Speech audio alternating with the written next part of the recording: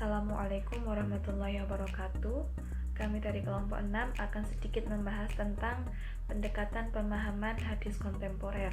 Yang pada kesempatan kali ini yang akan kami bahas adalah pendekatan pemahaman hadis kontemporer pada kitab Aun al-Ma'bud ala Syarh Sunan Abi Dawud.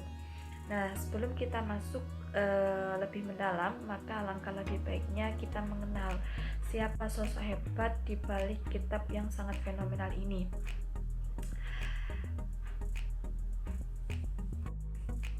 Beliau adalah Al-Alamah Al-Muhaqqiq Al-Muhadits Al-Kabir Abu Thayyib Muhammad Syams Al-Haq bin Amir Ali bin Maqsud Ali As-Siddiq Al-Azim Abadi. Beliau lahir pada tahun 1273 Hijriah dan termasuk di antara ulama hadis terkemuka India yang memimpin pergerakan sunnah dan gerakan salafi. Beliau belajar daripada guru yang ada pada masanya di kampung halamannya di Moradabad dan di Delhi. Kemudian di antara guru-gurunya ialah Sayyid Nazir Husain Muhaddis Delhi, kemudian ada Husain bin Muhsin Al-Ansori, kemudian ada Lutfu Ali Al-Bahari, kemudian ada Nur Ahmad Ad-Diyanawi, ada Fadlullah Al-Luknawi, Basir Ad-Din Al-Kunuji, dan Abdul Latif As-Siddiqi, dan masih banyak lagi. Beliau juga memiliki banyak murid yang tersebar di anak benua India. Di antaranya yang terkenal adalah Syekh Muhammad Abdurrahman Al-Mubarakfuri atau pengarang dari kitab Tuhfah Al-Akhwati. Beliau merupakan seorang ulama yang menghabiskan umurnya dengan mengabdikan dirinya dalam sunnah Rasulullah, sehingga beliau memiliki banyak karya dalam bidang hadis. Nah, selain dalam bidang hadis, beliau juga memiliki karya baik berupa rasail maupun mu'alafat yang ditulis dalam bahasa Persia dan Urdu. Kemudian beliau atau menjelang akhir wafatnya, beliau diuji dengan penyakit taun dan wafat pada tanggal 19 Rabiul Awal tahun 1329 Hijriah. Nah, itulah sedikit biografi dari penulis. Bismillahirrahmanirrahim. Selanjutnya yaitu metode pemahaman hadis atau langkah-langkah yang digunakan untuk memahami dan menafsirkan suatu hadis Nabi secara keseluruhan. Dalam kitab kitab Aun Ma'bud Syarah Sunan Abi Dawud yang telah dijelaskan dalam muqaddimahnya, metode yang digunakan dalam penulisan kitab ini antara lain yang pertama yaitu penjelasan permasalahan-permasalahan penting dalam satu hadis. Yang kedua yaitu fokus terhadap permasalahan yang terdapat dalam kitab Sunan Abi Dawud tanpa melakukan tarjih yang panjang lebar terhadap hadis yang dirasa memiliki pertentangan kecuali secara singkat dan ringkas. Yang ketiga yaitu memberikan pemahaman atau penjelasan terhadap sisi kebahasaan yang dirasa sulit untuk dipahami. Yang ketiga itu menjelaskan dari beberapa sisi ungkapan yang dirasa sulit untuk dipahami secara ringkas. Yang kelima yaitu tidak panjang lebar dalam memaparkan dalil dari berbagai madhab kecuali pada tempat-tempat yang dirasa penting untuk dilakukan hal tersebut. Yang keenam yaitu rujukan utama yang dijadikannya dalam memaknai suatu hadis dalam pemaknaan hadis dan beberapa permasalahan, yaitu kitab Ghaya Al-Maqsud Syarah Sunan Abi Dawud karya saudaranya yaitu Syams Al-Haq. Selain dari yang telah dipaparkan atau yang dijelaskan langsung oleh penulisnya dalam muqaddimahnya, ketika kita menelisik secara lebih lanjut, kita telaah lagi secara lebih dalam, maka akan ditemukan model-model yang lain yang diterapkan oleh penulis dalam mensyarah kitab tersebut. Yang pertama yaitu kitab syarah ini merupakan kitab syarah yang simpel. Yang kedua, dimulai dengan menyajikan suatu hadis kemudian diberikan penjelasannya. Yang ketiga yaitu membedakan kata-kata yang muhmal. Yang keempat yaitu memberikan garis terhadap lafaz yang perlu untuk diberikan garis. Yang kelima itu memberikan keterangan dari nama-nama perawi atau menjelaskan nama-nama perawi. Yang keenam yaitu memberikan perhatian terhadap perbedaan riwayat atau variasi riwayat dan memberikan penjelasan terhadap perbedaan-perbedaan tersebut.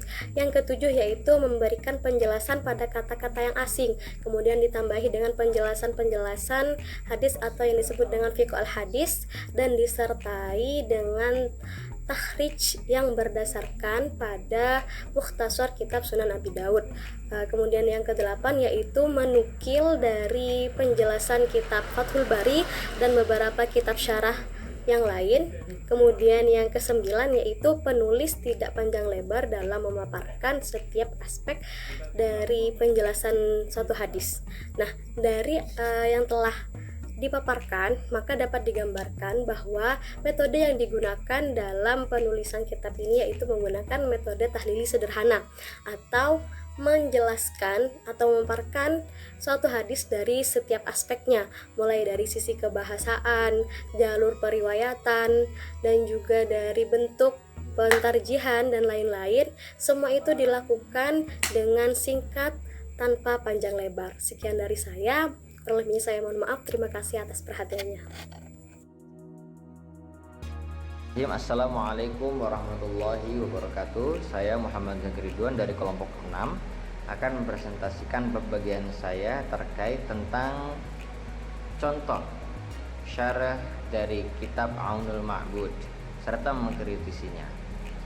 Baik, yang pertama kali saya akan memberikan yaitu contoh redaksi hadis nomor 31 dari hadis Abu Daud yang berbunyi Haddatsana Ahmad bin Shalih haddatsana Ibnu Wahb bin akhbarani Yunus an Ibnu Syihab an Ibnu Musayyab an Abi Hurairah anna Rasulullah sallallahu alaihi wasallam hina faqal min ghazwati Khaybar fasara lailatan hatta idza adrakna al-kara'a ar-rasa wa qala li Bilal ikla lana al-laila qala faghalabat bilalan 'ainahu wa huwa mustanidun ila rahilatihi falam yastayqidun nabi sallallahu alaihi wasallam wala Bilal wala ahadun min ashabihi hatta idza darabat humus syams fakana Rasulullah sallallahu alaihi wasallam awwalahum istiqadan fafazi'a Rasulullah sallallahu alaihi wasallam faqala ya Bilal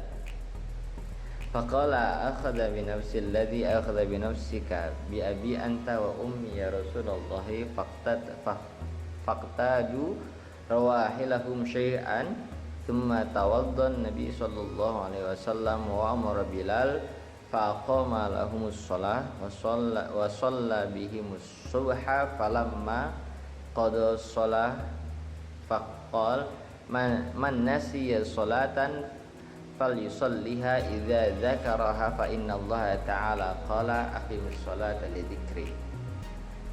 Hadis yang saya bahas ini terkait hadis tentang mengqadha shalah, yaitu suatu ketika Nabi sallallahu alaihi wasallam sedang bersama Bilal berada di dalam goa ketika perang Khaybar. Ketika itu Nabi sallallahu alaihi wasallam berada dalam sebuah goa setelah sholat malam. Namun Nabi minta kepada Bilal, ya Bilal, saya ini ngantuk gitu. Saya ini ngantuk. Jadi nanti tolong bangunin saya ketika subuh, kisahnya seperti itu. Namun Bilal pun ketiduran.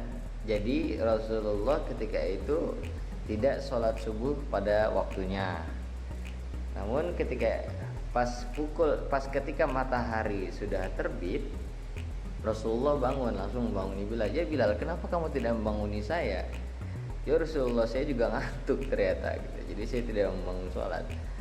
Nah, kemudian Nabi bersabda pada pada kali itu, man nasya sholatan falyusalliha idza dzakaraha. Barang siapa yang lupa sholat, maksudnya lupa dengan cara tidak sengaja, falyusalliha, maka sholatlah idza dzakaraha, ketika dia ingat. Faqala fa innallaha ta'ala qala, bahwasanya Rasulullah Allah Subhanahu wa taala berkata, qala aqimis shalah lidzikri, dirikanlah salat untuk mengingatku. Nah, di sini saya akan memberikan contoh syarah dari kitab Aunul Ma'bud. Ya.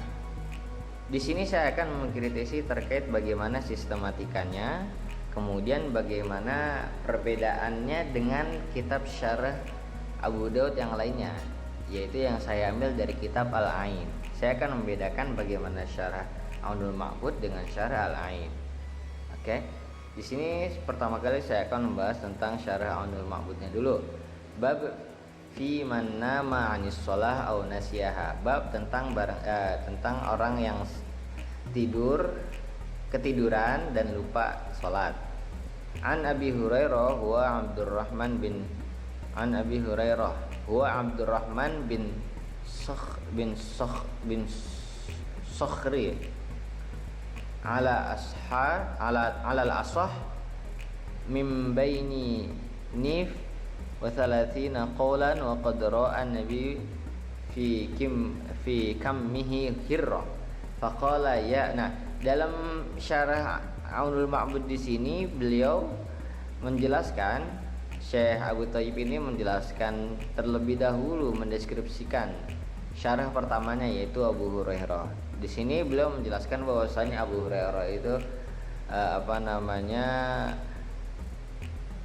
memiliki seekor kucing yang dia sedang menggenggam seekor kucing dalam pelukannya, bisa dibilang gitu. Kemudian Rasulullah memanggilnya dengan Abu Hurairah. Di sini sejarah mengenai nama Abu Hurairah dijelaskan dalam kitab syarah Aunul Ma'bud. Terus fashtahara bihi Abu Hurairah gitu. Jadi Abu Hurairah terkenal dengan sebutan Abu Hurairah. Nama aslinya kan Abdurrahman bin Sokhra.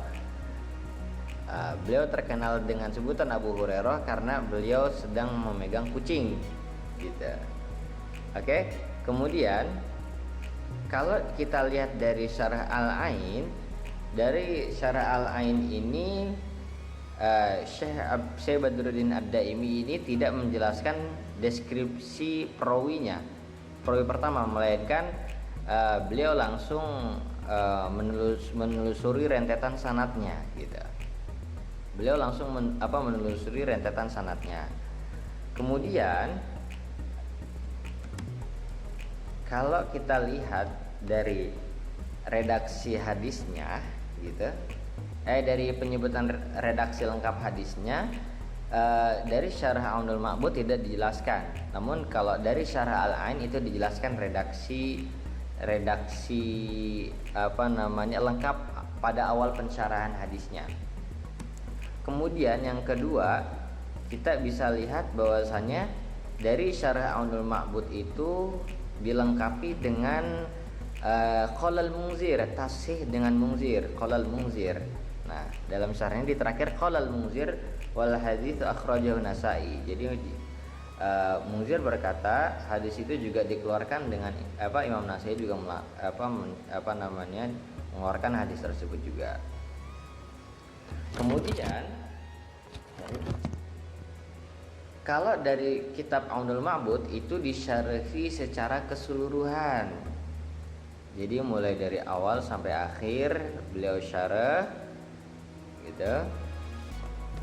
Lengkap. Syarahnya lengkap kalau di Aunul Ma'bud. Sedangkan di Al-Ain itu kurang lengkap.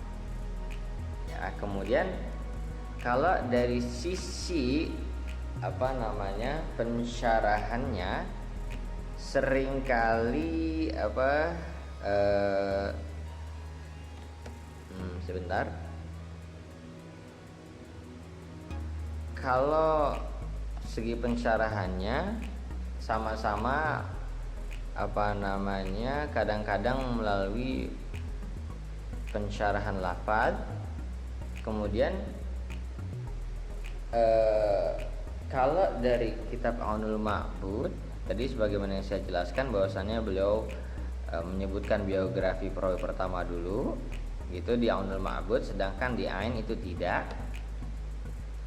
Kemudian perbedaan yang mencolok dari syarah Al-Ain yaitu tentang penambahan huruf shin gitu. Penambahan huruf shin dari awal syarahnya. Jadi sebelum syarah oleh Syekh Badruddin Al-Ain itu beliau menuliskan huruf shin menandakan itu awal syarahnya. Kemudian beliau Syekh Badruddin Al-Aini juga menambahkan huruf shod yang menandakan itu merupakan hadis dari Abu Daud gitu. Kalau di kitab Aunul Ma'bud karya Abu Thayyib itu tidak diberikan huruf seperti itu yang menandakan awal pensyarahan dan menandakan bahwasannya itu hadis dari Sunan Abu Daud.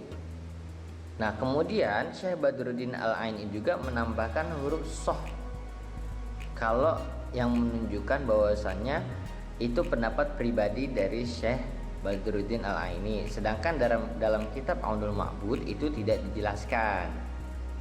Ya.